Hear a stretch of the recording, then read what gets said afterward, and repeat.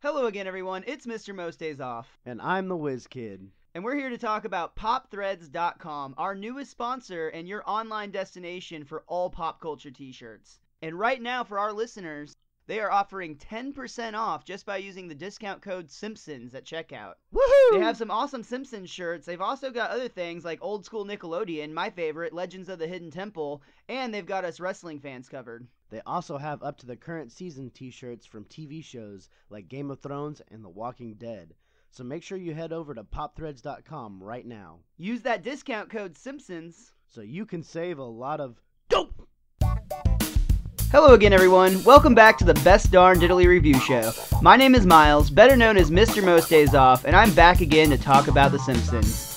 Today we've got a couple of excellent episodes to talk about with Lisa Substitute and the War of the Simpsons. I won't just be talking about these episodes alone. We've got a special guest today, and as usual, we've got your co-host with the most, Richie the Whiz Kid. How are you today, Rich? I'm a little perturbed with you at the moment. Every time we start the show, you say we have a couple of excellent episodes. You know it's okay that not every episode is excellent all the time. Are you denying that these are not great episodes? I think the first one is much better than I remember it, even though I always had a soft spot for it, considering it's a Lisa episode. But I've never been a big fan of any episode where it brings up Marge and Homer's marriage.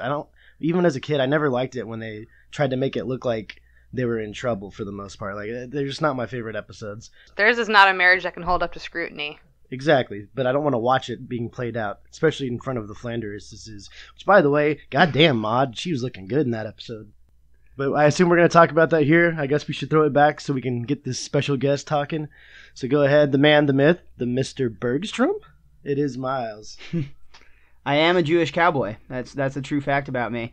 And we do have a very special guest. My lovely wife, Emily, has returned to the show once again to talk about these episodes with us. How are you today, Emily? I could not be better. Thanks for having me back, guys. Again, you're joining the show. You're joining the show when we're talking about Marge and Homer's relationship. Yeah, I feel like that's a weird sign. Again, maybe Marge and Homer can't hold up to scrutiny, but babe, I feel like you shouldn't try to remind me how Homer-like you can be. Well, here's the thing, is Richie, this is going to be some news to you. I haven't shared this with you yet, so we'll just do this live here on the show. Shit. I got some really great news this week. I was told by my lovely wife here that her boss told her that it would be financially irresponsible of her to divorce me at this point. So that pretty much sounds like a hall pass to me. What do you think? Not my boss, the owner of the company. There's even better, yeah. Yeah. Yeah, okay, that plays yeah. It's a guy who's been through a divorce and basically has... His lawyers talked him out of a second marriage. So I was told in a work meeting, one house and one spouse is the way to be a millionaire. That means you guys are like 75% of the way there. He didn't say anything about being a widow, so I've still got a plan B. The old arsenic and old lace trick. I'll kill you first. It's Mr. and Mrs. Smith without all the action. Yeah, it would be a very mild version of... But, I mean, we do have hidden weapons. It's just not as high-tech or fancy because our house is much older. Yes, I just have to rely on gravity and Miles taking up jogging again, and then I will be rich beyond my wildest dreams. Hey, I'm a sea mammal, just so we're clear, Emily, once Miles is out Yeah. of the picture, then I'll have no interest in you whatsoever because you won't be married any longer. Sorry. I know. You no longer fall in the Whiz Kids demographic once you're no longer taken. It's a twofer. I'm free at I last. actually... Wow. I was going to say, I actually made a note on the second part of the episode today where I was trying to compare you guys' marriage to Marge and Homer's, I believe.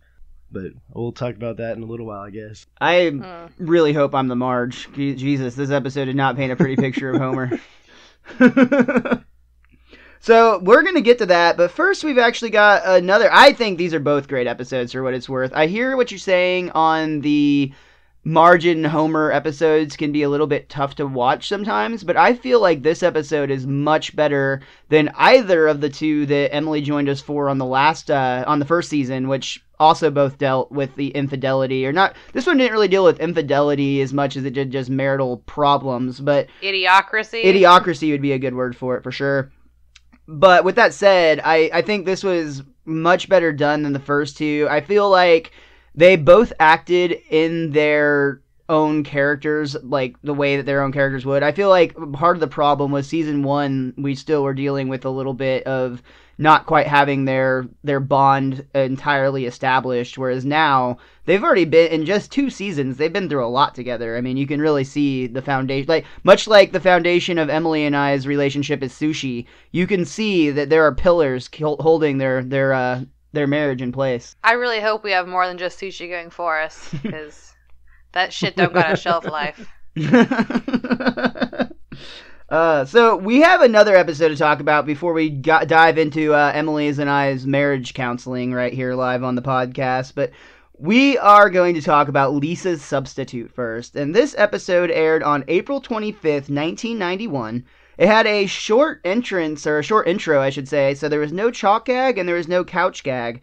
However, IMDb lists this as the first full appearance of Ralph Wiggum, which I find a little bit questionable just because we've already seen him in the background of, starting with Simpsons roasting on an open fire, the very first episode. He was also in the background of Moaning Lisa, Bart the General, and Homer vs. Lisa in the 8th Commandment. So he's been around a lot already, but this is his first time, I guess, being more fleshed out as the kind of lovable idiot. Yeah, I actually made a note, like, almost all the way down on the page when he says something towards the end of the episode where I put Ralph finally feels like Ralph.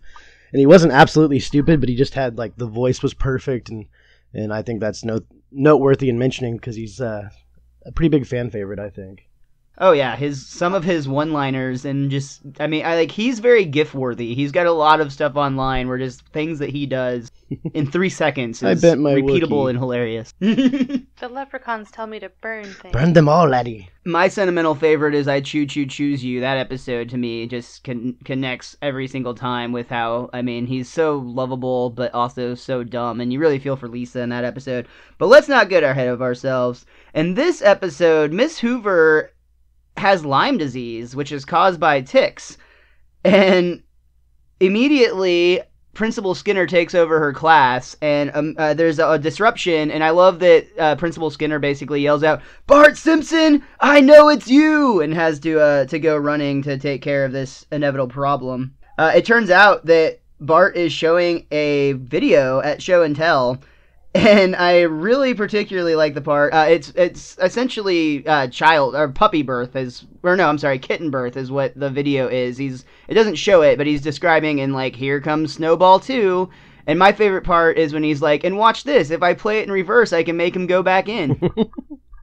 We then have a cowboy interrupt Skinner by bursting through the room. And Skinner, in very unsoldier-like fashion, I guess this would be soldier-like fashion. I know, he ducks and covers. I thought that was kind of funny. Yeah, actually my guidebook notated that it's for a Vietnam vet, that's very standard. Charlie's in the trees. Sure, the more I think about it, the more that, my first thing is, like, my thought would be, like, soldier would be, like, confrontational. But, like, no, soldiers are, like, trained to survive first, so that totally makes sense. What I like is this cowboy clearly knows his Texas history, and for the record, I did know that Texas did not become a state until 1845. Well, aren't you the smartest kid in the room? I doubt it. Emily probably knew that too. I did not know that. My mom did work at the Capitol giving tours. Good point. One of us was paying attention. I looked at some of the art. It was cool. There's some neat paintings. So this is Mr. Bergstrom, and he is actually voiced by none other than Dustin Hoffman. Don't you mean Sam Eddick? Yeah, actually, I was going to bring that up at the end, but we can go ahead and talk about that. So, Dustin Hoffman played Lisa's substitute in this episode, Mr. Bergstrom. However, when it came time to do the credits, Dustin Hoffman actually wanted to be credited as Sam Eddick, which, of course, is a play on the word Semitic, and he did, in fact, play a Jewish cowboy. So this is actually only one of 2 times in the show's history this happened. The other one is actually in an episode that's going to be coming up very shortly, and that is the one guest starring Michael Jackson. It's the first episode of season 3 coming up. And that one, Michael Jackson used the pseudonym of John J. Smith, but there came some issues, and we'll talk about this more when we get to that episode, but essentially Michael Jackson was only allowed to voice a character. He wasn't allowed to sing as a character, And with this pseudonym, it ended up causing some lawyer issues, essentially, as we'll say, for lack of a better word. That they basically had a problem with this from the legality of the record label and all that good stuff. So after these two, no guest star was allowed to use a pseudonym ever again on The Simpsons. They basically had to agree to use their real name on the show. I was actually a little bored last night after I got done watching these episodes, so I got on IMDb and Google in general and just typed Sam Eddick in just because I wanted to see what would happen. And sure enough, on Google, like, it was all Dustin Hoffman pictures that popped up, and on IMDb, the name doesn't actually pop up, but when you're typing it in, it takes you to Dustin Hoffman in like in the searching results, basically. So I don't know why. I just thought that was cool that the internet knows things. No, and the internet knows a lot of things. It's pretty crazy, actually. So Mr. Bergstrom is a really interactive and seemingly really good teacher. He instantly makes an impact on Lisa. Richie sort of alluded to it a little bit earlier in that he came in dressed as a cowboy. He said he had 3 things wrong with him, and anyone who could name them would get his hat. And of course, Lisa, being usually the smartest person in the room, instantly knew that, Richie, you knew one of them. It was the state of Texas. And I think it was the revolvers. He said it was 1830, but the revolver didn't come around until like 1835, I believe. Yep, 1835. And then he was Jewish, and more accurately, he was wearing a digital watch. He would have accepted either. And for the record, there were a few Jewish cowboys, ladies and gentlemen. Big guys who wore great shoes and spent money freely. Yeah, exactly.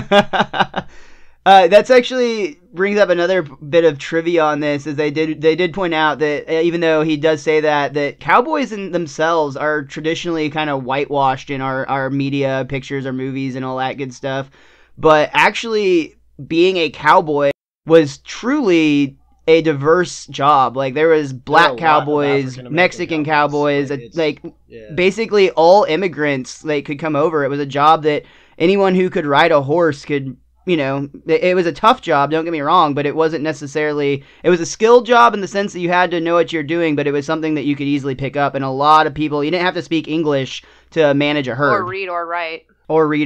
All good points. Brands were just pictures. Exactly. The whole cowboy phenomenon in this country is actually way overblown for something that really wasn't around for very long. You're talking 20 to 40 years. It's just been blown out of proportion. I mean, how many old westerns do you see? Which, by the way, the certain tall, bulky cowboy smoking a cigarette all the time is actually one of the least likely people to be a cowboy in real life. They're usually smaller guys, and actually only the lead would ever actually carry a gun, because if you accidentally shot your gun off while you're cattle herding, you'd have a stampede on your hands and the animals would just scatter. So you'd lose all your profits. Yeah, exactly. The cattle are the underwear in this scenario. I think it's pretty cool, actually, how things like that change. And I chalk it up to the age-old adage of history's written by the winners. We could say whatever we want to and blow it out of proportion, and the Indians and Pilgrims had Thanksgiving and were fine and happy together. And that's why we get to eat turkey every year. And then kill each other on Black Friday. The true meaning of the holidays. But no, it's all very interesting. Yeah, that is. One little quick tidbit I'd like to point out here about Mr. Bergstrom, in that he's reading the book Charlotte's Web, and I found it interesting that they actually read the maximum amount of the book they were illegally allowed to without getting sued, because they tried to contact E.B. White, the author's relatives, to get permission, but for whatever reason they were not granted permission, which, in my mind, if anyone who knows of The Simpsons, I don't care what you're doing, it's I want to be immortalized on a show that's, iconic with American culture. They weren't iconic yet, dear. They were just a 2-season show. True. That's a very good point. Very good point. So I actually wanted to ask, for one, it's because I want to hear more of you on the show, because the listeners get Richie and I every week, but also I'm just curious, and now's a great time to spill the beans. Did you ever have a crush on either a substitute or one of your teachers in general while you were just a young gal in grade school? No. So that's wow. Yes. No, I was. How suspenseful. I mean, there were a few, camp counselors in the old days who were,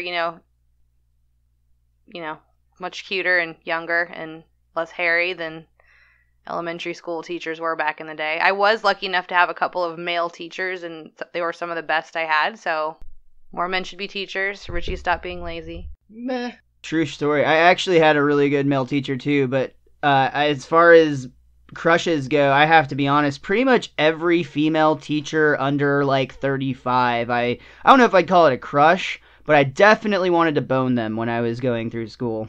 That is so weird. I mean, ugh. So my tennis coach in high school actually was very young, like just out of college. You liked that young boy, and did you? super hot.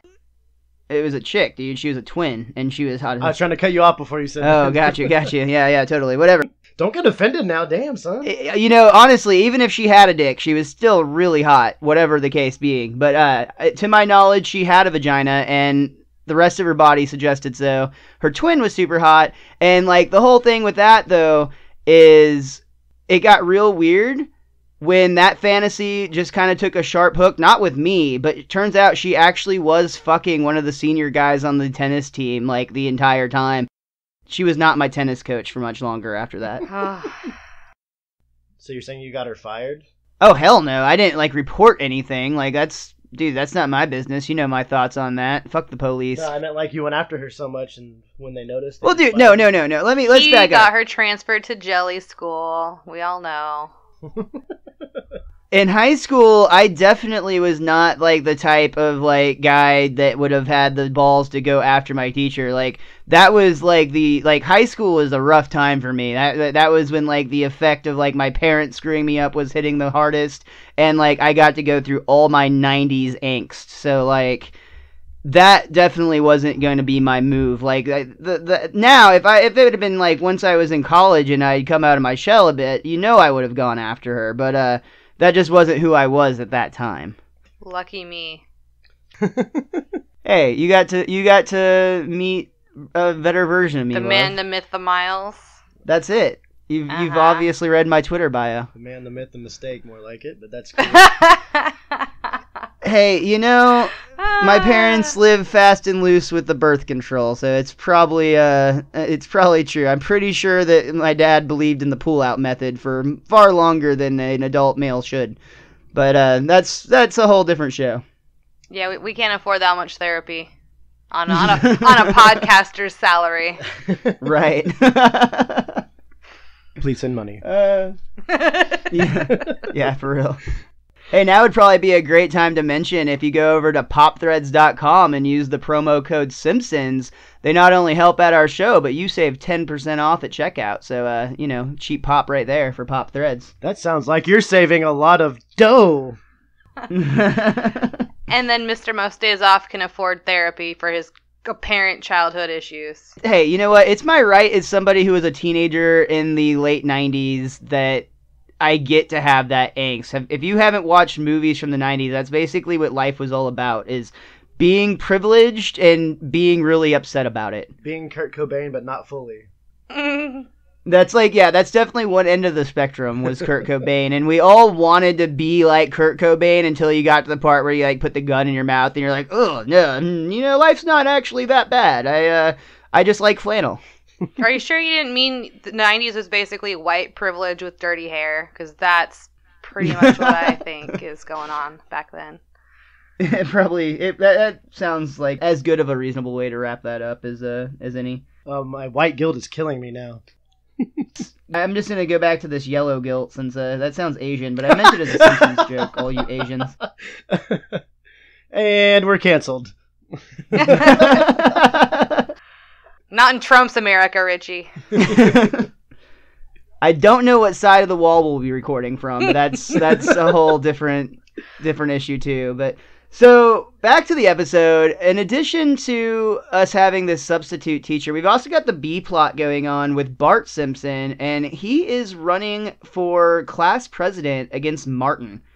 There's an early scene I really like where Miss Krabappel kind of sees the writing on the wall and can see like that is an 8-year-old or a 10-year-old in, Bart's class, you're probably going to vote for Bart over Martin. So she instantly writes a note saying, please keep Bart busy for me for a few minutes, folds it up and has him take it to the principal's office, which I really like that scene. And it's partially because I'm pretty confident that, like, in elementary school, before I was like a weirdo, I totally was a like class clown type, and I wouldn't be surprised if at one point I had this done to me.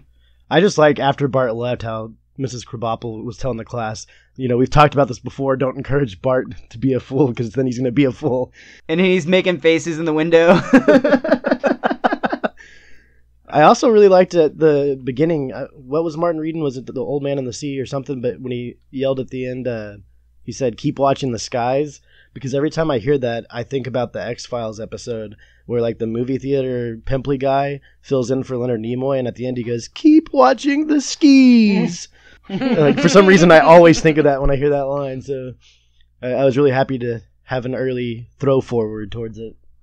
I just appreciated that when Homer and Bart were discussing the election, they had, kind of grasped the concept enough to know that what is more important than popularity. I mean, it is a popularity contest. Anyone who says otherwise is clearly not going to win. Fuck Martin. Basically. Only nerds vote. Hey, that's true. And some weirdos. Yeah, that's true. That's true. Whoa.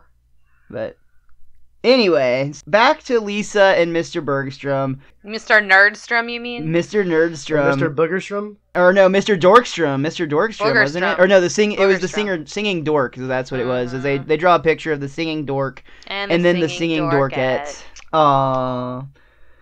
Yeah, and it's very clear that Lisa is in fact developing a crush on this substitute. There's a great scene where she's talking with Marge and basically telling her, oh, he's the last thing I think of before I go to sleep and the first thing I think of when I wake up. And Marge is like, oh, yeah, that's how I feel about your father. Lisa, no, that's not like that, Mom, no. And like everything that Lisa says, Marge basically feels the same about Homer, which kind of makes you wonder why when we get to the next episode, but that's a whole different conversation. I don't know why, but I kept laughing at the scene where Homer and Bart were laughing at Mr. Bergstrom for crying while reading Charlotte's Web.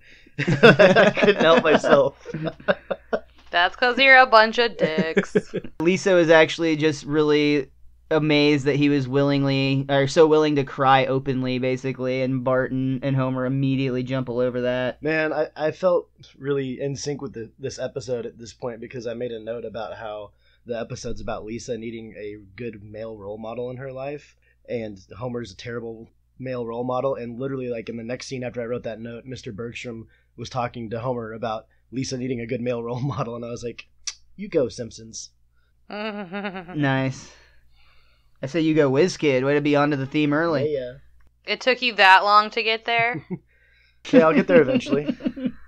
Child, Speaking please. of dicks. Got a whole bag of them for you.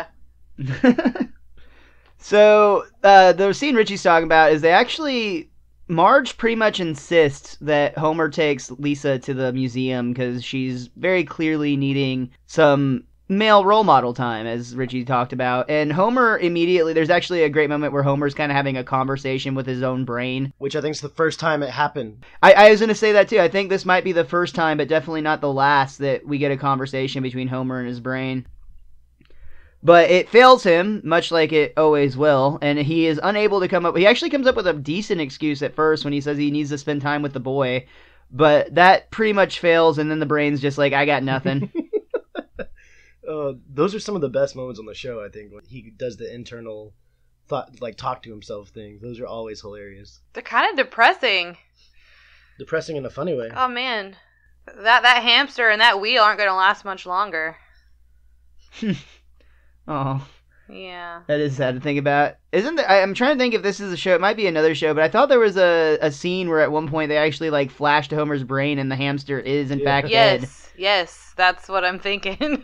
Yeah, totally. I think it's in a later episode, but yeah. Oh. That is kind of sad to think about. But yeah, so while they're at the museum, they run into Mr. Bergstrom. I love there's this whole scene at the beginning when they're first at the museum where Homer's like, wait. So a suggestion of donating $4.50, but that means I don't have to give anything. So you just expect people out of the goodness of their heart to go ahead and pay. And then we flash over and Mr. Bergstrom is of course just donating money because, suggested. Homer's like yelling, mocking them for it too. Oh, big time. I liked in the earlier scene when he was actually helping Bart with his campaign, And I've always remembered this moment since the first time I saw this episode. The sign that he makes where it says sex. Now that we have your attention, vote for Bart. Like, every time I see an election or anything like that, I'm like, why don't people just do that? Like, it would work. I would vote for him. Seems like the smart move. I don't know why, but that's always stood out to me. I actually really like the other sign gag at the same spot where Martin basically is posting anti-ads against Bart saying a vote for Bart Simpson is a vote for anarchy. And at the exact same time, Bart is posting promotional ads for himself saying a vote for Bart is a vote for anarchy. Yeah, that's good too. I love that whole idea of just like the two sides of that coin. Martin has no idea what he's doing either, so... Martin has like an emotional breakdown during this episode. He gets very pale, that's for sure. But while we were getting back to them being at the museum, I wanted to pose this question because I wrote this down at the end of the episode. But I don't know if this relationship between Lisa and her substitute teacher is actually productive for her. And I think that's why they have to have him leave at the end. Like, it starts off as positive, but in the grand scheme of things, in the whole lore of the show and her relationship with her father, I don't think this is actually a positive influence on her. I think it is the fact that his note to her is, "You're Lisa Simpson." Basically, you're fucked, you don't have a male role model, so you're Lisa Simpson, get your shit together and just get over it.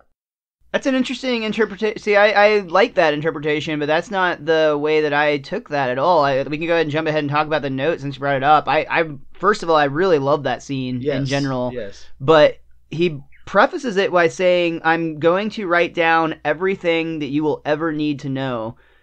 And when you are basically in your darkest place, that you need to read this note. And I took that as not so much you're Lisa Simpson, you're fucked. I took that as you're Lisa Simpson. You're better than the rest of us. Like, even when you start feeling down, you're probably the smartest person in the room. You're probably going to go on to do more things than the people around you. You're probably going to be more successful.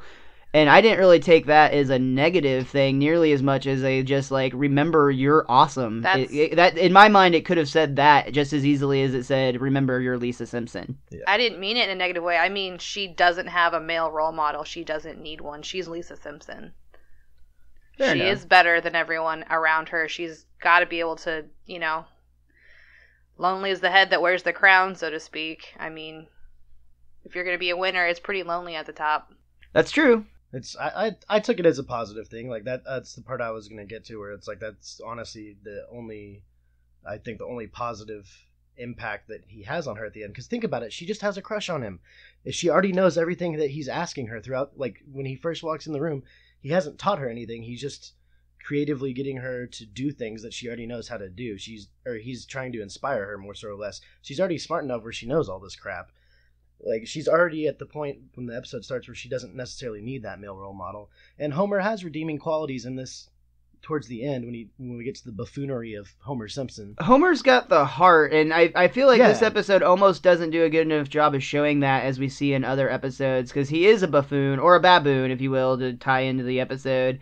But he does love Lisa a lot, and he definitely loves Maggie. It's questionable how much he loves Bart sometimes, but I think it's clear that he does love his children, and I almost feel like this episode didn't do a strong enough job of bringing Homer's redemption around at the end. It's not a Homer episode, though. This is a Lisa episode.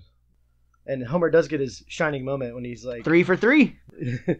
Homer is absolutely right when he says, like, I'd rather have the mummy chasing me than the Wolfman. I mean, Homer's in tune at this museum. He's all about Lisa. I really like that line, actually. That joke was great, and I love the reaction that Lisa gives. I get that reaction from Emily often, honestly, which makes me bummed out a little bit, but not hopefully to that. I think she thinks I'm at least a little bit funny sometimes, so that's something, right, love? Just don't sit on my dollhouse. But then I'll offer to fix it. Please don't offer to fix my dollhouse. I'll get you the tool so you can fix it. Okay. That I could be okay with that. Hey, at least your Lyme disease isn't psychosomatic. Oh my god. Which is, of course, a combination of crazy faking or it made and up? being a little bit crazy. A little of both. I love that Oh my moment where Miss Hoover writes it on the board. See, that's what I call pretendinitis, so I'm just glad to know that there's another definition of it out there. There's a smarter sounding version for that. Well, I mean, if you hear about it in the news enough, it's only reasonable to think a rational person would think they had that disease. Well, and the fact that the kid's first thought is that she got dumped by a boyfriend again means this is not the first time Miss Hoover's had some, departure from the classroom. Well, and I don't think I think she leaves a couple times, doesn't she? Oh, yeah. Mm-hmm. Yeah. Yeah, for sure. That's what I mean. So, the only other thing I really like, we kind of jumped around a lot with the Bergstrom storyline, but there was a scene right before Lisa discovers that he's no longer going to be her teacher, and this is before he gives her the note on the train. But I always like the moments when they bring Lisa back to reminding you that while she's really intelligent and very mature for her age, she's still at the end of the day an 8-year-old girl. And there's a scene where she's asking Marge over just a million questions, but basically she wants to have Marge offers to Lisa that they could have Mr. Bergstrom over for dinner, and Lisa just instantly barrages her with a million questions. Can I find out what his favorite dish is? Can I help you make it? Can we have wine? Can I have wine? all these types of things. And I just like those little moments again where it kind of, Lisa, again, she's an exceptional 8-year-old, but she's still an 8-year-old. I'm glad you mentioned that part, because after that there's a scene, I guess before Lisa blows up at dinner, that Homer makes that comment of, just because I don't care doesn't mean I don't understand. And I use that quote at work probably more than one should, but it's always, it's true. I absolutely understand what you're saying. I just don't care. Totally different things. Well, that's one of my favorite. That's one of my favorite Homer quotes in general. Honestly, that's a great one. Yeah, I just hadn't realized it was from this long, this far back in the show. Because I like that one. It's a solid quote. We're getting into the prime territory where a lot of our most infamous Simpsons quotes that we see in memes and on message boards all the time. We're going to be hitting those in the next 2 seasons and starting right around here. So it's really weird to see how long these things have been around. Well, and getting back to Lisa being an 8-year-old, is that the scene right when she starts screaming at Homer, "You are a baboon"? That actually happens after the train station scene, which a couple other things to talk about at the train station. A couple of lines by Hoffman that I really like. One, whenever he's reasoning with Lisa that she'll have better teachers, Lisa's like, "But you'll be the best, I know it." And he's like, "I can't lie to you. I am the best." I feel like that's also something Emily says a lot. Yeah. But my absolute favorite line of this entire episode was when he's explaining to Lisa the issues with the circumstances of their situation. Oh, yeah. He says, "That's the problem with middle class. Anyone who cares abandons you for someone who needs it more." So true. Yeah. Yeah, that's a dark, screwed up line. You laugh and then you're like, oh. Definitely. But for reals. I also think it's important to note here that we've also already gotten to the end of the election, and while Bart was far and away the most favorite and popular kid, it turns out that while Bart is at his celebration party under the jungle gym, no one actually voted for Bart, including Bart himself. Nelson said, "Haha, I didn't vote." I think he was the one that says voting's for nerds. Mm-hmm. And Bart's like, "Couldn't agree more." Milhouse just forgot. But long story short is nobody voted except for Martin Prince and one of the nerdy kids whose name slips my mind at the moment. I don't even know if that kid has a name. He does. Is that Wendell? Yes, it is. It is Wendell. Thank you. Maybe. It was landslide victory when Martin wins 2 votes to Bart's 0. And there's a fun little, very quick joke here, but they do a picture of Martin holding a newspaper that says Simpson defeats Prince. And this is actually a joke about the 1948 election when the Chicago Tribune accidentally, basically that happened, where they accidentally published the headline, "Dewey defeats Truman," because the early polls had suggested that was going to happen. They actually printed these newspapers and delivered them by mistake, and one of the most famous pictures from this election is Harry Truman posing with that newspaper. I think Dewey actually lost 3 times when he was running for president, if I remember correctly. I don't know, man. History is for nerds. It's true. No, only voting. So, yeah, then we go through the train station scene that we've already talked about in great detail and has some really great moments. We're back at the dinner table when Homer just because he doesn't care, doesn't mean that he doesn't understand. And that's when Lisa has her complete and utter breakdown. She screams at Homer, repeatedly calls him a baboon, probably could have gotten away with saying worse. I love it when Bart says, "Wow, I knew somebody had to say it eventually. I'm just really can't believe it was her." Then it's time for some good old-fashioned parenting. And there's a moment here that to me kind of defines what adulting is a lot of the times, at least in my very shallow world of adulting. But Marge basically can see that Homer's upset that Lisa called him a baboon, but Marge basically levels with him and is like, look, you do not get to have feelings right now. There's an 8-year-old little girl up there who has no faith in her father, and you need to go fix that, is essentially what it is. And I kind of really dug that you don't get to have feelings line, just because that's something I think every person can relate to at some point in their lives. It's, you went through something that really upset you, but you just have to basically bite the bullet and take care of business. Or the reason you're upset right now is because you did something shitty to somebody and they basically called you out. So. And you've got to like level with yourself like quick. Yeah, you gotta have a come to Jesus meeting with yourself. And just the fact that the first thing Homer does when he goes up to see Lisa is, honey, are you upset that you called Daddy a name? And she's like, no.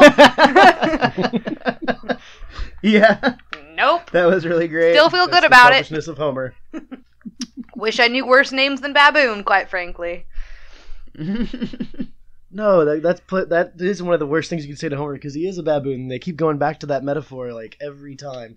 And even at the end of this, towards the end of this episode, when he goes into Bart's room after to help Bart, I love when he goes, "Thanks, Monkey Man," after he helps Bart. Yeah, they keep that joke going. They definitely do. I love it.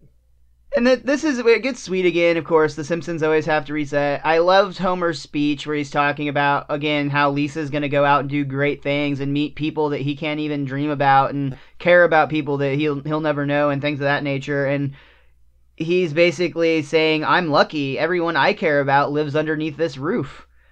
And that, is kind of middle class sweet in a really awesome way. Like, it really nails, I think, what a lot of people, especially in the 90s, I mean, even now, but just, I think it hits home with the middle class really, really well, and like what defines a lot of us in terms of just adults in general too. I mean, at a certain point, if you go the family route, like, not that, having a family isn't a great thing, but essentially you have to sacrifice places. You can, go on adventures, or you can travel, or you can start a business, or you can have a family, but it's very rare that people are actually able to successfully pull off all of those things. Something's gotta give. Right. So Homer's getting back to doing very briefly a great job of parenting. He rekindles with Lisa. He makes her laugh. He does the monkey work thing with Bart, and then there's a scene, too, where he's talking with Bart, and he's kind of bummed about the election, and I love when Homer, like, rationalizes, like, man, were you going to get any more money from doing this job? No. Were you going to have to do a lot more work? Yeah. Was there going to be any cool privileges, like getting to throw out the first pitch at the World Series? No. Then let the baby have his bottle. And it actually works, too. That's the thing I like, is you can see Bart gradually coming over to Homer's way of thinking, which makes it really... Like, I like that little moment. Let the baby have his bottle. You like the moment where he basically teaches Bart that if there's nothing in it for you, trying to do things for other people is pointless? Yeah. Fuck. What's the reason you do stuff for other people? So you feel good about yourself. If he doesn't feel good about himself, then what's he doing? Leverage and a slow roll payoff, obviously. But he's never going to age, so is that slow roll ever going to come around for him? Listen, when you have your own Mr. Most Days Off, you tell me I'm doing it wrong. When you got you a trophy. I feel like such a piece of meat right now, I'm not even going to lie. But you're so cute, baby. Don't worry about it. Thanks for buying me something pretty. Mm-hmm. Wait, what's the slow roll payoff for this? I don't understand. You wouldn't understand. I can't explain it to you because you wouldn't understand. Hey, you know what? Sex. Now that I've got your attention. Wait, that's always a great go-to. Hey, that's not what I'm bringing to the table. Poor Mr. Most Days Off. I was going to say, she does an alright job. Otherwise, there's a lot of stuff that she just sleeps through very actively. You know the rules, just don't wake me. So, again, this episode ends with Homer going out on a roll. He actually tells Marge, after he takes care of Maggie just doing a little bit of cooing, that not to say anything else, he's on the biggest roll of his life. Emily, is there anything else that you would like to comment on or say about the episode Lisa's Substitute? That, I think it had less to do with having a crush on a teacher and more to do with Lisa learning that she gotta, be prepared to take people as they are, i.e. Homer. Homer will always be a monkey. He will never be a Mr. Bergstrom. I completely agree with that, and I think it's interesting that this goes back to our running theme of like seeing these episodes as an adult versus seeing these episodes as a child, just because the last time I saw this episode, I was probably a teenager, and I just remember this episode as being the one where Lisa gets a crush on her substitute, and I feel like in the future I'm going to remember this one as the one where like Lisa was searching for a male role model, because it's a heavier episode than I originally remember it being. Yeah. Absolutely, man. And I always remembered this episode where I thought the train scene was the last scene of the show. And I don't know why I always remembered it that way, but that's like at the 15 to 18 minute mark, so there's still a good 5 to 8 minutes left after that. Lisa like has her little breakdown when her male role model's not there anymore. And then has to basically reconnect with her dad, who has to be a male role model in his own way, in his own capabilities, which is not what Lisa needs, but she understands that she doesn't actually need what she thought she did, because she is Lisa Simpson. It's beautiful, man.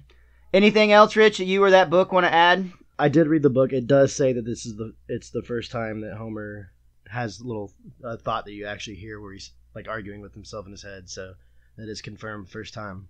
Right on. All right, I've actually got a few things, because I never shut the fuck up. So true. Even when he's sleeping. Yes, that is quite odd. Yeah, I forgot that you do that. Hey, I'm very polite, apparently, but that's fine. Yeah. So the other morning, 3-ish in the morning, Mr. Most Days Off, who was sleeping, presumably, sits up and says, "No thanks, I'm good," and then just lays back down. Well, I'm sitting there I was good. What in the hell is going on?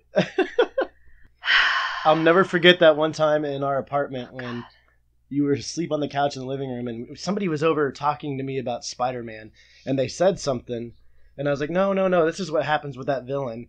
And Miles is passed out and just sits up with his eyes closed and he'd be like, "Stop talking like that to Richie. He knows about Spider-Man." He was like, "You're wrong, Richie's right." And then he just laid back down without ever opening his eyes. It was the damn funniest thing I've ever seen in my life. And when I asked you about it, you were like, I don't remember doing that at all. But it was so funny. You just sat straight up, said it, and then laid back down and went back to sleep. Yeah. I have that much going on in my brain. I can't get it all out while I'm awake, all right? I gotta take care of business at night, too. So, first thing I want to point out that we didn't talk about it earlier, there's a scene with Krabappel and Bergstrom, and it's basically a spoof of Dustin Hoffman's breakout role, The Graduate. Yeah, they spoof the movie poster, and obviously there's the whole line. Shit, what is the line? "This is Krabappel. I think you're trying to seduce me." Yeah, that's the one. Thank you. So yeah, I didn't need no IMDb for that. Boom. Perfect. So, another couple of fun stories about Hoffman. Actually, first let me say this. The baby whimpers at the end when Homer's taking care of Maggie, I just thought this was kind of a fun story. Nancy Cartwright was supposed to do Maggie's whimpers, and it just so happened that, like, as they were about to go and record that, her husband at the time, they're now divorced, but her husband at the time came in with their baby. And she just had, like, the thought, like, "Hey, could I have my baby do the voice of Maggie here?" And they were, "Yeah, fine, whatever." So Nancy Cartwright got her kid immortalized on The Simpsons, and I just think that's a real cool story. Huh. Back to Dustin Hoffman, they had to kind of work around his schedule. He's kind of a big deal, as you may know, and they kind of had to work around his schedule to get him to appear on this show. So the whole crew flew out to New York to record with Dustin Hoffman.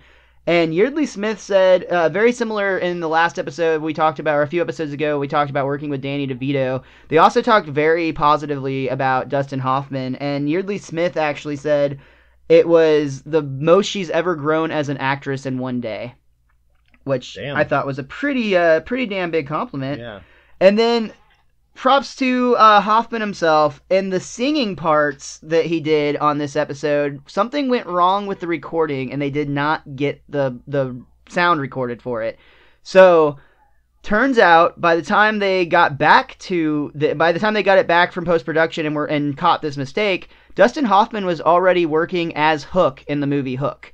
So they actually got him to record his lines from the set of Hook and re-record back in LA to do the singing parts. But I thought that was pretty cool of Hoffman to go back and in my mind, it didn't say this, but I envision that he's like fully dressed as a pirate and like singing these like Jewish cowboy songs. Dude, I would be really mad if I had that makes my heart happy. If I got called saying, it's just like on our show, like when we hear that the audio didn't work out or something, I'm just like, oh my god, that freaking sucks. I know you have to feel way worse than that since you're the one editing it. But like, I would be mad if I had to like drive or fly out to LA or call in and redo it, especially if I thought I nailed it the last time. Definitely. And I will shut up after this last thing, but Lies. I do feel it's important to say that James L. Brooks, Nancy Cartwright, Al Jean, and Dan Castellaneta, all very big names and big parts of the show, all have this listed as they all basically are on record saying that it's either their favorite sentimental episode, or some of them even just say it's in their top 3 favorite episodes. But they all absolutely loved working with Hoffman, and they all really enjoyed the way this they just really like the impact this episode had.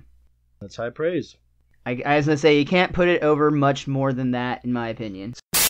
Testing. Can anyone hear me? My name is Toby, and I'm the host of the Secret Transmission Podcast. We are a show that discusses the paranormal, conspiracies, the supernatural, UFOs, cryptozoology, and anything else weird. Our show is transmitted to iTunes, Stitcher, Google Play, and YouTube. You can also follow us on Twitter for updates at Secret Transpod. So get ready to put on your tinfoil hats and come learn with us as we try to explain the unexplainable.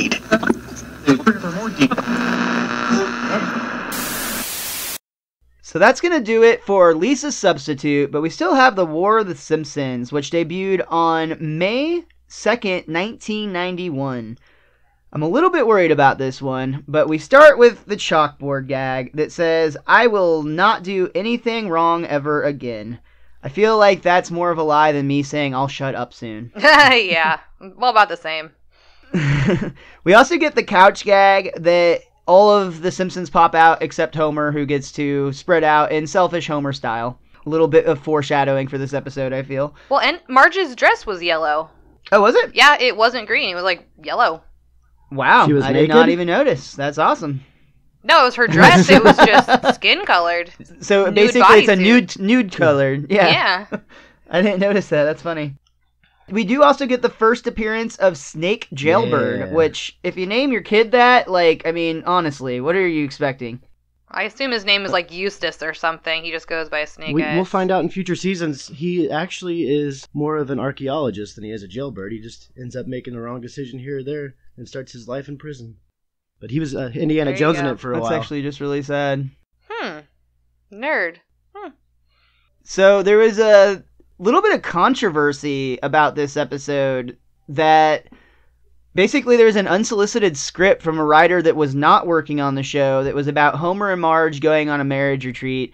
It caused them a bunch of legal trouble, and they ended up just paying the guy off $3,000 and saying it was a coincidence. But it's very vague, the information that's provided on this. I'm really confused, because in my mind is, if you had somebody who didn't work for The Simpsons that just wrote like fan fiction and they happen to have a similar idea, I wouldn't think you'd be able to sue for that. So I'm wondering if it was like a former Simpsons writer or something, and they had taken, that had been their script and they were disgruntled. I don't know. Like I said, I had a hard time finding any additional information to that. I just thought it was an interesting tidbit. Well, I'd say he probably sent it in to the writers saying like, "Hey, what do you think of my script?" And they're like, "Oh, no, thank you," and then just like made an episode. To be fair, Simpsons that could be. did it. That's so. interesting.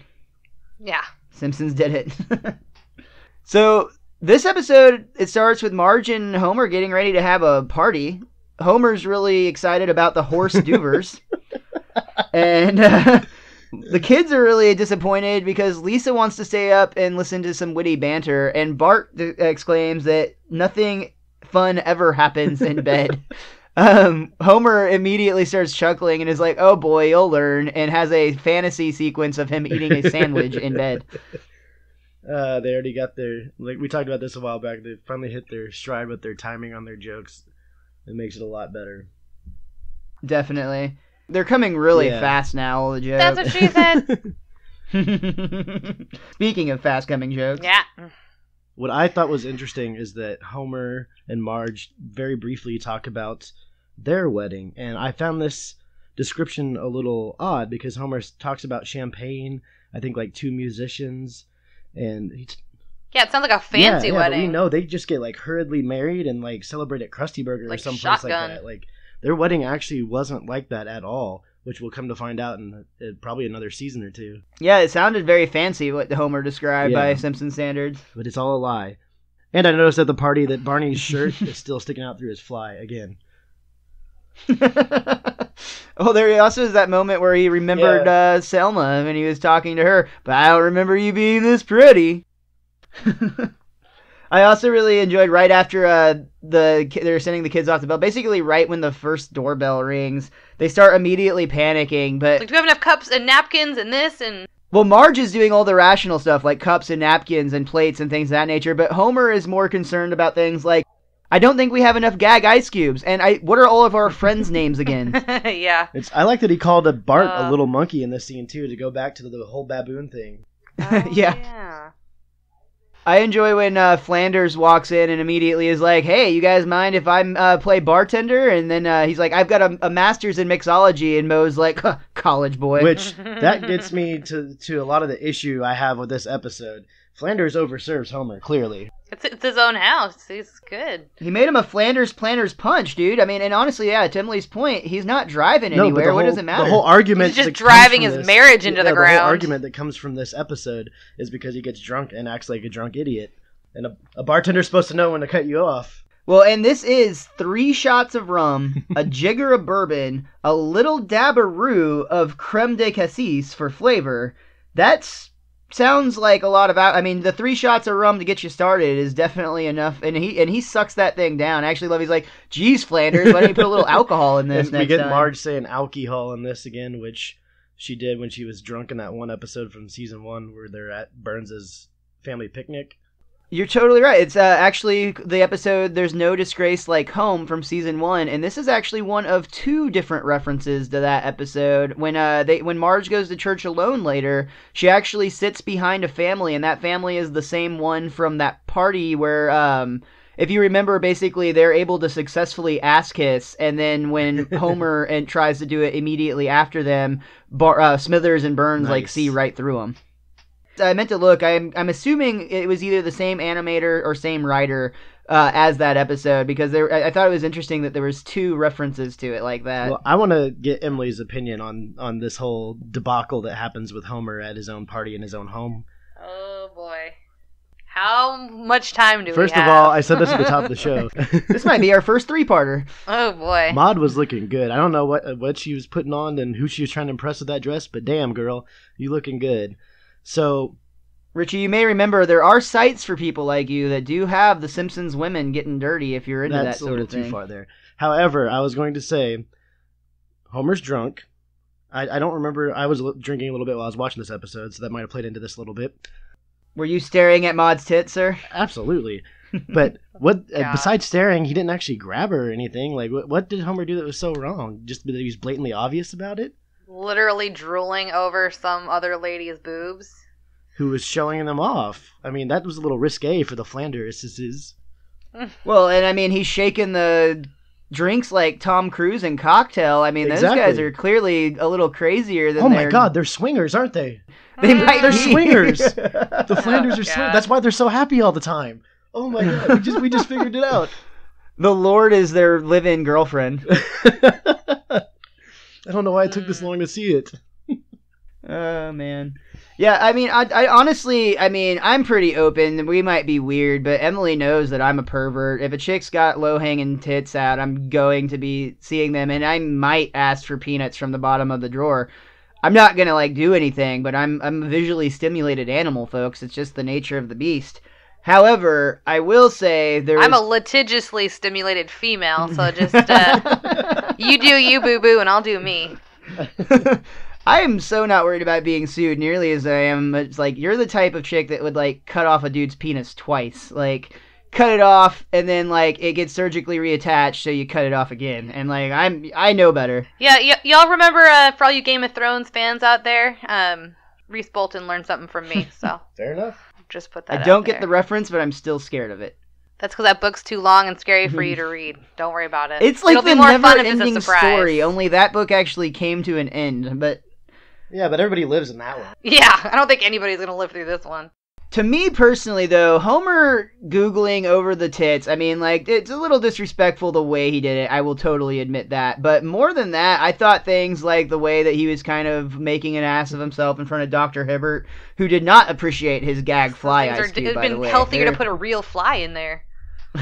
Apparently there's some pretty nasty chemicals those things are made Well, and just like jumping around with like the lampshade on his head and just generally making an ass. Which is an iconic image I didn't realize came from this. I was excited when we got to this episode. I completely forgot this is where that image came from, and they actually put that on the cover of a DVD of like Simpsons like Party Time DVD or something like that. And I had that one for a very long time when I was younger, so I actually really enjoy that scene, but I totally agree. Like, he's going above and beyond making an ass of himself, something that I myself would never do any time ever. I was going to say, like, we've both done stuff worse than this, I feel like, and we've been in that same state. I'm not going to say that that's ever happened. I never woke up after Mr. Most Days Off's 21st birthday party yelling at who ruined my two comforters, coming to realize that I ruined both of them with my throw up. That never happened to me. That carpet's still stained to this day, as far as I know. I'm sure they've replaced it by now. I'm pretty sure they just burned your building down when we all moved out. I think they may have. Apparently there is a really big tab of things that we were supposed to pay for that we never did, but, you know, whatever. Edit that out. What do you want to... Statute of limitations. God. Ugh. Oh, dude, we're far past the statute of limitations. This is Texas. Renters have no rights. Well, I'm playing a character. Mr. Most Days Off is my vision of somebody who lived in an apartment that they trashed when they were in college. Got it. Yep. All right. I see where you're... Any names or likenesses of other people living or dead? Purely coincidental. I would say purely coincidental. Yeah. And anyone that Richie's given chlamydia to, that also is in character. No, I thought that had to be the name of my firstborn. It does. That's right. Yeah. You don't have. You dodged the bullet once, and I said to be grateful, you should name your first child chlamydia, especially if it's a girl. It's a beautiful name. That chick was crazy. I look forward to the christening of little chlamydia whiz kid. I can't imagine that she's not going to be a world beater. She's gonna go far in life, like Lisa Simpson. Yeah. It's a very beautiful name. Oh, Remember, you are chlamydia whiz kid. Oh, so true. If that kid ever meets Miles, I'm gonna have to have a long talk with him.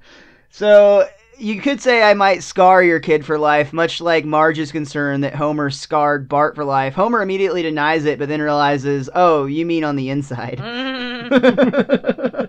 He had a talk about basically what had happened, and Homer and Bart is like, yeah, I know what's happened. You're sloshed out of your mind. But don't worry, I have as much respect for you now as I ever did and ever will. Good Bart. Good old Bart. This is actually, Marge is getting pretty serial here, though. She asks Homer to come and talk to her in the car, where she turns on the music because she always hated when she knew her parents were fighting as a kid. And then it cuts to Bart and Lisa sitting in the window going, oh no, that music, we know they're fighting. That music sends chills down my spine every time we hear it. I thought that was great. Yeah. Turns out Marge is going to church alone, and that doesn't last, though, because Homer interrupts and kind of makes, once again, a larger scene. I think, maybe I'm wrong. Emily will probably correct me right here, but... Probably. I feel like regardless of what I say, I'm going to get corrected is the weird thing. Probably. But I would say at this point, Marge has given signs that she needed some time to cool off. And, like, I'm not a churchgoer myself, but I don't feel like, church is going to, like... be if she'll have a place to think for like an hour quietly and then to like come home and maybe they can talk. But I feel like Homer trying to disrupt this, just making a larger scene in front of a lot of people that he already made an ass of himself in front of the night before, probably wasn't his best move. But he recovered well from his alcoholic. He didn't look hungover at all after that one scene. Well, thank God for that. He must drink water. That's the thing to do. Holy you water can get as drunk as you want as long as Coconut water. you drink plenty of water. What I liked is Reverend Lovejoy talking about Satan's boners and more Satan's boners. And there's a guy sitting behind Marge that looked kind of like Hitler, I noticed, too. There was a Hitler drawing there. I don't really know what the story was behind that, but that was on the trivia page as well, that when Homer's coming into the church, you can see a drawing of, like, somebody's drawn as Hitler. Okay, cool. I thought it looked like him, so I didn't know if that was something that was done on purpose or accident. So, church lets out with Reverend Lovejoy announcing that they are going to be doing, with him and Helen are going to be doing their annual marriage retreat. And I really like this scene here when basically... Even if, Reverend Lovejoy says, even if your marriage is hanging by a thread, and it pans to Marge kind of doing her classic grunt or growl or whatever, or if you just need a little tune-up, and it has Homer looking kind of optimistically as if he hopes that's what's going on in their marriage. They're talking with Reverend outside, and Homer, he's asking if they'll be attending, and Homer's like, oh, well, I could totally see why that's beneficial, but I just don't think we're going to be able to... Marge, what are you doing? No, stop it! What, have you gone crazy? Marge is, in fact, signing up Homer and herself for marriage counseling.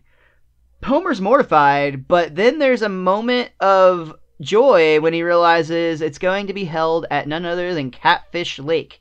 And they wouldn't call it that if there wasn't at least one catfish in it. Which, again, like, you're taking troubled marriages out to a place like this. Like, I would never plan this at a place with fishing for any guy whatsoever. I'm not even a big fisherman myself. But if it was going to be somewhere like that, I mean, wouldn't you want to go fishing too?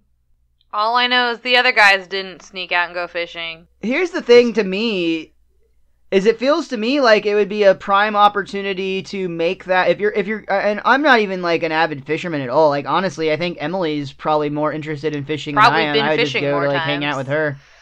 I don't know. I've actually been fishing a good number of times. Maybe we could figure that out, but it doesn't really matter. I don't think either of us are like way into the idea, but at the same time, in my mind, if you go to a place that's known for fishing, why wouldn't you make that part of the marriage retreat? Because part of happy marriage is like doing things together, even if it's doing things that are both outside of your comfort zone, just to kind of spend quality time together. And in my mind, you could just kind of make that part of the weekend, and then it's a win-win scenario for everyone. In this case, it would particularly benefit Homer. I'm not saying that, but even if it were the two of us, and neither of us are that into fishing, if we're in a place like that that's known for fishing, you know, let's go get some worms and see what the hell happens. Or even, like, if you need that time to yourself sort of thing, like what Marge is trying to do, I would think that would be part of a marriage retreat too. Like, learn to have your own space and do your own thing for a little while, and then still come back and with a calm, collected head and talk about what's going on. Like, you're absolutely right. Like, why wouldn't you work that into the retreat?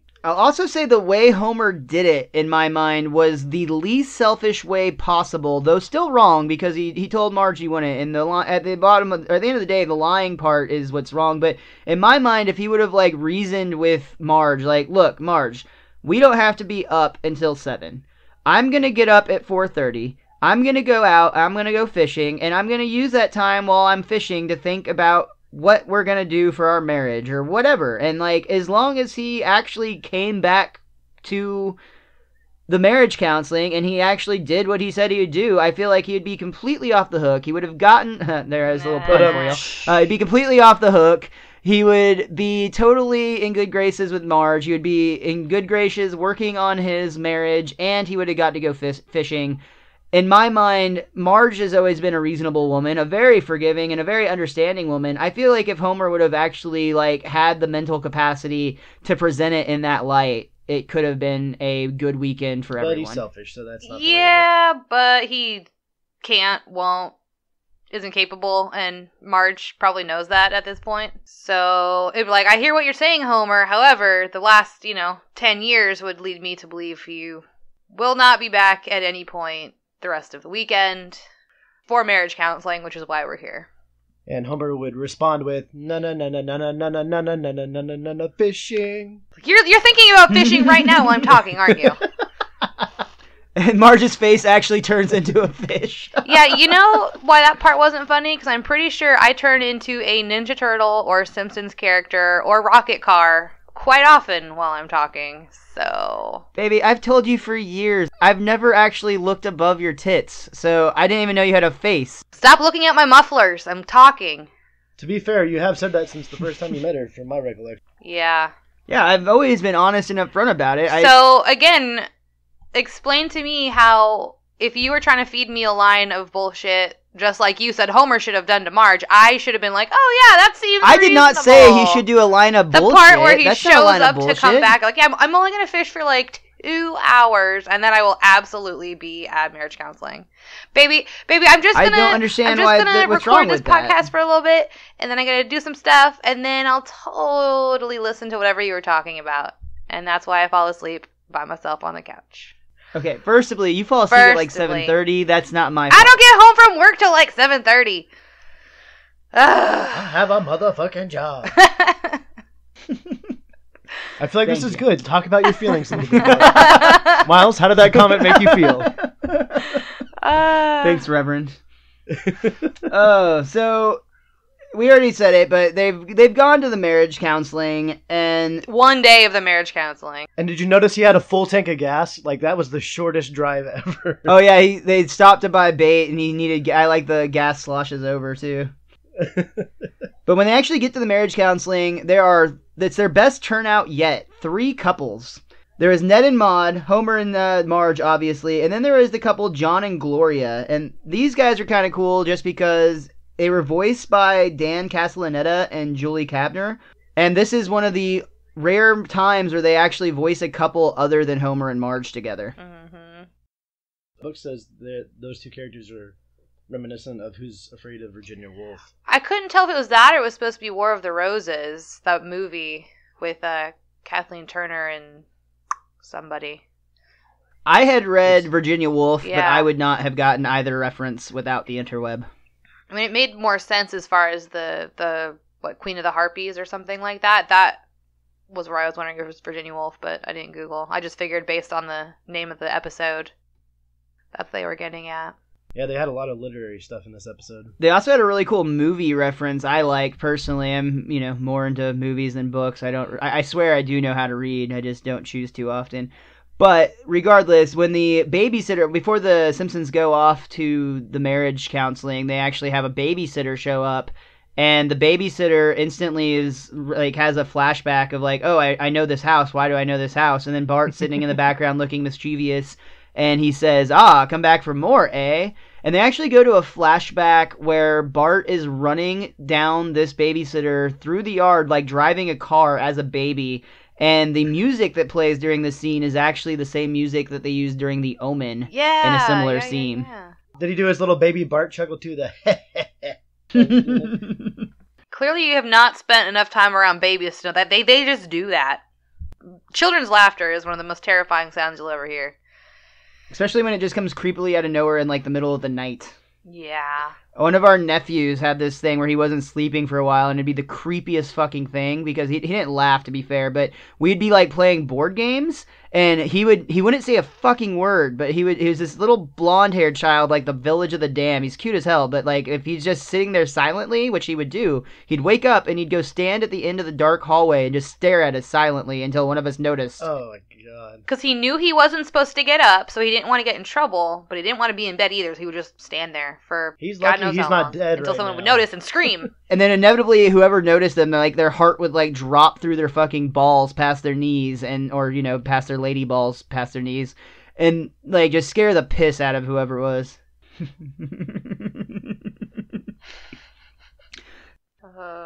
So yeah, back to the counseling. Homer gets the opportunity to say what he doesn't like about Marge, and basically he says Marge is perfect in almost every way. Or she like complains sometimes, or complains. nags or something, or annoying. Yeah, she complains sometimes, and they told him to go on, and he's like, I'm done. Marge, however, takes a little while longer to get through her list. It actually goes till 9:30. It shows a clock in the background. I didn't catch what time they started, but I got the impression it was pretty early. And it goes to 9:30 at night. They missed the luau entirely, and Marge is literally exhausted. Like, she physically looks like she is about to pass out because she has just been talking for however many hours. Almost everybody else is asleep. Her voice is gone. And it's a very long list of things that I started to try to write them down, and then I just gave up because it just goes for a while. A woman was talking, so you weren't paying attention. Yeah, pretty much. I zoned out. I liked it when she said he forgets holidays, both religious and secular. Yeah. Yeah. But see, so a lot of the therapy from this is just Marge needing to get shit off her chest then, right? I think that's healthy for everyone, but I feel like they need a little bit more than just that. And this episode, I will admit, wraps up a little bit weird, but we're going to get to that shortly. Yeah. I'm just saying, like, that was the beginning. Like, she just needed someone other than Homer to listen to her complain. Or someone to make Homer stop interrupting and whining about feeling sorry for himself. It's like, no, you need to hear this. And sometimes that's what it takes. It kind of plays back into the, when Marge, in the previous episode, Marge tells Homer, like, you don't get to be upset right now. It's same line of thought. That same concept of, Homer's personality is he can't absorb or hear anything bad about himself without, having a pity party and ignoring what people say. Big time. Mm-hmm. So, this is the next morning after this, whenever they get their night's sleep, and this is when Homer had woken up at 5 without telling Marge. He was trying to sneak out. His whole plan was he's going to go out on the boat, he's going to catch General Sherman, the giant catfish of local legend that looks like the Loch Ness Monster in the picture. But he's going to go out, catch that fish at 5:30, skin him at 6, take a shower, be back in bed at 7 without Marge ever knowing the wiser. Unfortunately, for him at least, Marge is much smarter than that and wakes up almost immediately and catches him and basically kind of lays it all out on the line of like, Homer, I can't believe how selfish you are. I told you this weekend there would be no fishing. I told you that I wanted to just work on our marriage and you're trying to go fishing right now? Like, what is wrong with you? Why? And Homer kind of breaks down. He's like, Marge, I'm sorry. I can't help it. I don't know what to do. What can I do to be a good guy right now? Get back into bed, Homer. And he does. For a moment. And then he complains that he can't sleep, and he asks if he can go for a walk. Because he's still got all his fishing gear on. It'd be pretty uncomfortable. He's probably got a hook in his ass. But he does go for a walk, and to be fair, at first, right here, in just this moment, before I get shot down by Emily saying I'm wrong, but just in this moment, I feel Homer is still okay. I'm walking thin ice here, but he's basically walking and saying, I've got to be a good husband. I've got to be a good husband. I've got to be a good husband. He sees somebody had set down their fishing pole, and he's like, hey, buddy, you dropped your fishing pole. He picks it up, and damn the luck in both directions. General Sherman, the fish of local legend, attaches to the line just at that moment and takes Homer for a ride. He just so happens to get yanked off the dock and into a fishing boat. Again, at this point, total accident. Not trying to actually go fishing, but immediately gets sucked into it. I feel like that we were not watching something that actually happened, but Homer's vision of what happened.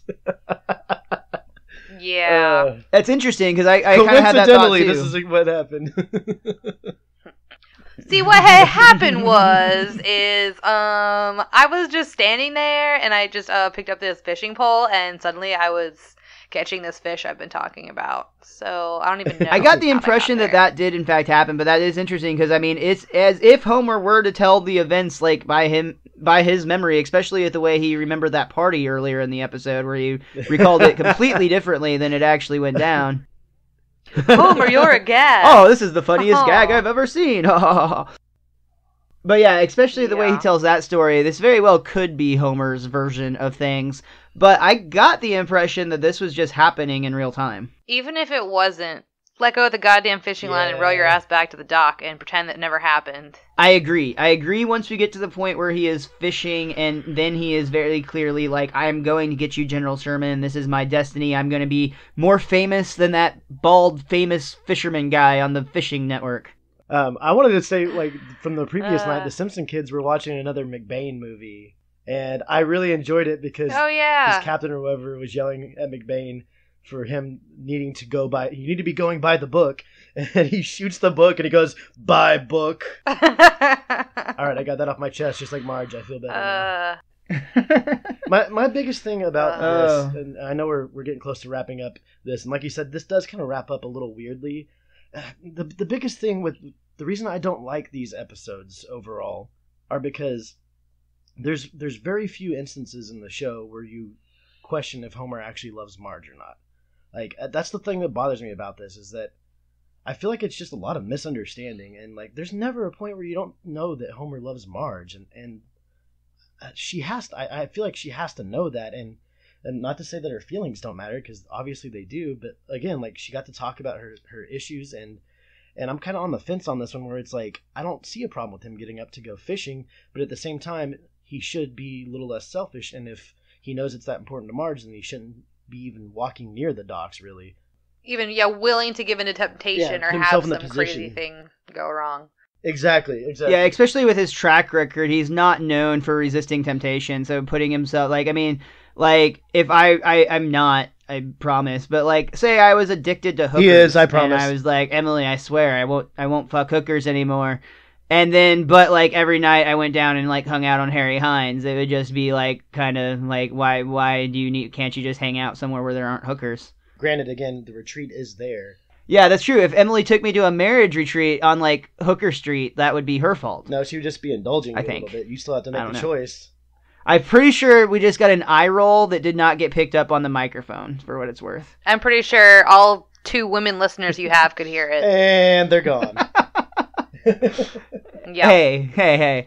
If you are a female listener, please write into the show and give us 5 stars on iTunes. You can do that in support of Emily, if nothing else. If you actually like us, that's great. Otherwise, totally, just as long as we get the 5-star review, that's really what matters. Oh, they love us. Just like all women. Yeah. Ha, you love me. Just like Marge loves Homer, where we're still not sure what and why. It's because I have these very brief moments of amazing sweetness. No, it's because he's good in bed. I've already told you this 15 times. I'm fine with that. It's got to be what it is. Or they're swingers with the Flanders, and we just never see that part. There you go. Oh, Jesus. Oakley dokley do. Oakley dokley neighborino. So this entire time the marriage retreat is going on, we've also got the B plot developing where Bart and Lisa are just taking advantage of Grandpa Simpson, who ended up being their babysitter when they ran off the actual babysitter. There's a great scene where Marge actually has a list of numbers for every possible emergency, and then whenever she's giving the kids a hug goodbye, she actually gives them a number in case Grandpa falls down in the tub. And immediately Bart just sees the opportunity and he starts giving them a list of the things they're allowed to do, which include things like smoke cigars and watch whatever movies they want. And Grandpa seems suspicious of this, but going along with it, they actually go to the grocery store at one point, and I love Bart's just actively smoking a cigar while they're putting in all these different flavors of ice cream. They actually have a party at the Simpsons house that Bart hosts, and the party's at 2. This is where we meet Snake Jailbird for the first time. He's like, all right, got out of jail at noon, and I'm already invited to a party. Otto shows up, and he's like, Bartman, great party, but do you have any chicks here over 8? Not yet, my man, but the afternoon is young. Then we get Grandpa actually, I'm going to note this because I thought it was interesting to someone for you history buffs, but it shows Grandpa singing in the shower while this party's going on, and he's singing a song called Over There, which is actually a popular war song from World War I. But the fan theory says, the most popular fan theory is that Grandpa Simpson didn't serve in World War I, he only served in World War II. However, he was probably a child during the time of World War I, and it's not uncommon that those songs would have been sang during his childhood, which is probably why he picked it up. Makes sense. Little tidbit for you history buffs out there. It checks out. He does see this party and the house just going to complete shambles, and when the party kind of clears out, Grandpa is crying. He is in full-on tears. And Bart instantly says to Lisa, I've got a strange, bad feeling I've never had before, and Lisa tells him it's called remorse. When Bart asks how he gets out of it, Lisa basically says, grab a brush and start scrubbing like you've never scrubbed before. And they start cleaning the house from top to bottom, to which we get a little chuckle out of Grandpa. We get back to the marriage retreat, which has now become more of a fishing retreat, but to be fair, Homer has in fact caught General Sherman, the uncatchable fish of myth, of legend. At the same time, Marge is back at the marriage counselor, and I love the scene where all the couples are doing the trust fall exercise, where you just basically have to fall and trust that your partner will catch you. Homer's not there, and Marge is like, do I still have to do this? To which Reverend Lovejoy goes, frankly, Marge, even if your husband were here, I wouldn't think it's a good idea. I've never actually said this before, and as a trained marriage counselor, it's weird to say, but this is an instance where I feel like you are 100% right and he is 100% wrong. And I am willing to put that on a certificate you can frame. I about fell out of my chair with that part. Oh, so good. I feel like I'll have to get you one of those for Christmas, bae. It won't mean anything coming from you. I need a neutral third party. Oh.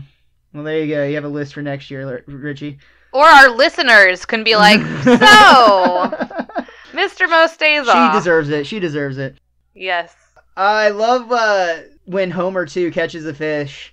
He has a little song to sing. Homer sings, I am the champion. I am the champion. And he doesn't change it to champion. He sings champions outright, which I thought was hilarious. Yeah. He gets back to Doc, and Marge is waiting for him, and she does not seem nearly as proud of him as he is. She's quite upset that he skipped marriage counseling just to catch a stupid fish of legend. So, Marge got to talk about everything that was bothering her, which helped for like 5 seconds. And Homer got to go off and be on his own and do some fishing, which helped him for about 5 seconds. Homer was at it all day. It was like a 6-hour marathon fishing day.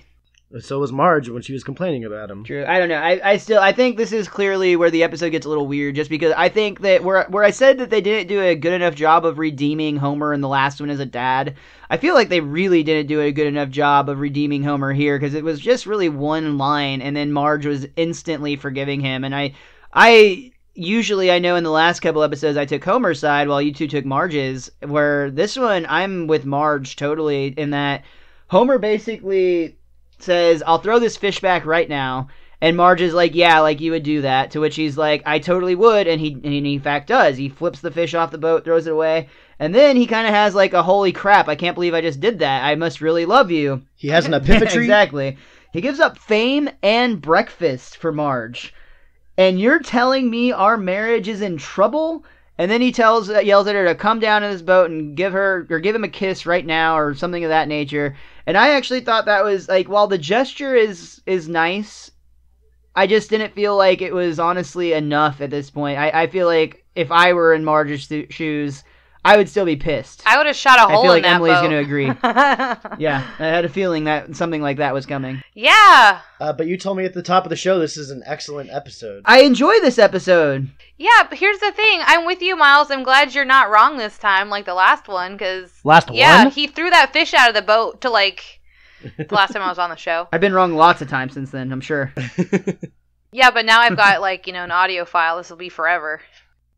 He threw the fish out of the boat to, like, prove, nuh-uh, yes I will. There was no, like, adult, like, it was no gesture other than she said he wouldn't, so he was going to. There was nothing about, like, here, let me do this gesture for you, other than trying to prove her wrong, even though she was right. I feel like this is a flaw in an otherwise really good episode. I think this is subject to just having to get wrapped up too quickly, or they didn't give it enough time. I still think overall, though, I stand by what I said at the top of the show. I really like this episode. I think that there's a lot of enjoyable stuff. I forgot that the party sequence in general was a part of this, and I always remember loving that. Even when I was a kid, I always thought it was really funny. And there are a lot of great gags in this. So the only complaint is the lack of redemption for Homer and the too quickly forgiving of Marge. But you could argue that Marge being quick to forgive is a character trait.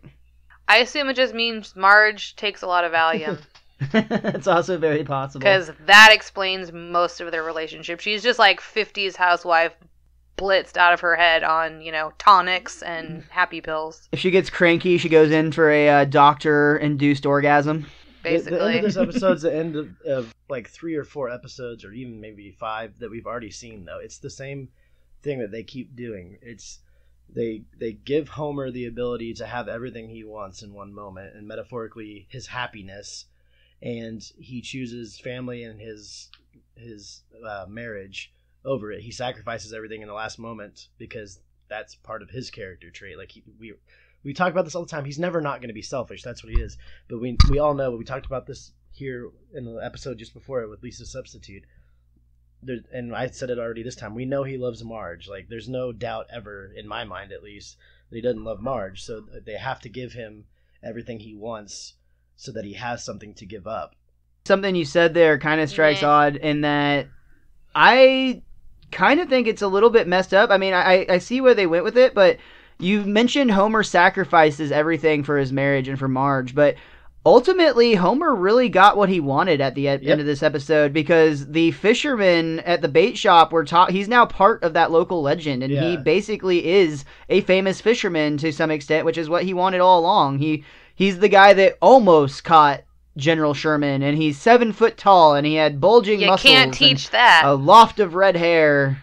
Exactly. Wow. You just got over with a lot of our fans, love. Good job. Yeah. But Homer doesn't know about it, which is kind of like the sweet irony of Homer Simpson. Yeah, it kind of goes back like whenever he was the mascot for the baseball team, and he's telling the story in the bar, and the entire story is about him wanting like to have the admiration of the people around him, and literally the entire episode he's telling the story for all of his friends at the bar who are crowded around him like he's the most interesting man in the room. Yeah, he never quite truly knows and grasps what he has, and when he does, it's like very briefly. Exactly. All right, Emily, is there anything else that you would like to say about the War of the Simpsons? Such a depressing episode. Poor Marge. Actually, no, that's not true. Well, yes, poor Marge, that part is true, but I think the fact that, it's called the War of the Simpsons, I think the party scene and the kids, secondary storyline was a lot more enjoyable than Mommy and Daddy are fighting again. So that's my 2 cents, I guess. Right on. How about you, Rich? Anything from yourself or that book of yours? Well, first of all, we didn't talk about the end of the episode when Marge and Homer get home and the house is spotless and Marge is impressed, and then Grandpa starts laughing at the kids and admits that he tricked them into feeling guilty. And Bart will never trust another old person again. I'll never trust an old person again. I love that part. That was the end of the episode. I absolutely love that. When Marge turns on the radio in the car, the Mexican hat dance is playing, which the song's also used for the same purpose when Homer makes plans with the doctor to defraud his company's insurance. Yeah, where he gets hair. Simpson and Delilah. Yeah. And I didn't notice this. I forgot to look, but when Homer arrived in church, Maude actually made sure her blouse was buttoned all the way to the top. Oh, yeah, and when they first get to marriage counseling, like at the retreat, they're like, why are you here? It's like, because I looked at Maude's boobs or something. And it's like, no, that's not why. That's the only issue. Well, at least Homer remembered the 2 biggest parts of the incident. Nice. Oh, thank you. And on that note, I think that's going to do it for this week's Best Darn Diddly Review Show. Emily, thank you so much for coming on and joining us this week. I hope you had fun, and hopefully this makes our marriage stronger somehow, some way. Is there anything that you'd like to plug this week before we get out of here? Stay away from fishing boats if you're at a marriage retreat. That's all I got. Don't have the marriage retreat at a fishing boat place. Hashtag marriage retreat. Hashtag don't go fishing. Again, if you have any complaints about myself or anything I've said or done on this show, my complaint department is actually my beautiful wife Emily, and she is on Twitter at Red's Riot, and the E in red is a 3. Richie, what about you? Anything you want to plug? Follow me on Twitter. I'm at thewiz_kid23. Also, go ahead and go to our podcast show's Twitter account at bestdarndiddly, DIDDLY, and make sure you follow us on there as well. Awesome. I'm on Twitter as well at Mr. Most Days Off. Also, come over to voicesofwrestling.com for my weekly review of Lucha Underground, Lucha of the Hidden Temple. And finally, if you listen to this show and you dig it, or you dig us, or you just want to do us a solid, head over to iTunes. Go to the Fans Podcast page and write us a 5-star review, preferably. You can review it whatever you want. We just really would appreciate the 5 stars. But make sure you mention this show by name. If you do that, I will read your review live on the air and give you a little plug shout out, and we really appreciate it because it helps us out greatly. So please do that for us. Other than that, we look forward to seeing you next week when the Wiz Kid and I will be back to review 3 Men and a Comic Book and Blood Feud. You're such a shameless promoter. We'll see you next week.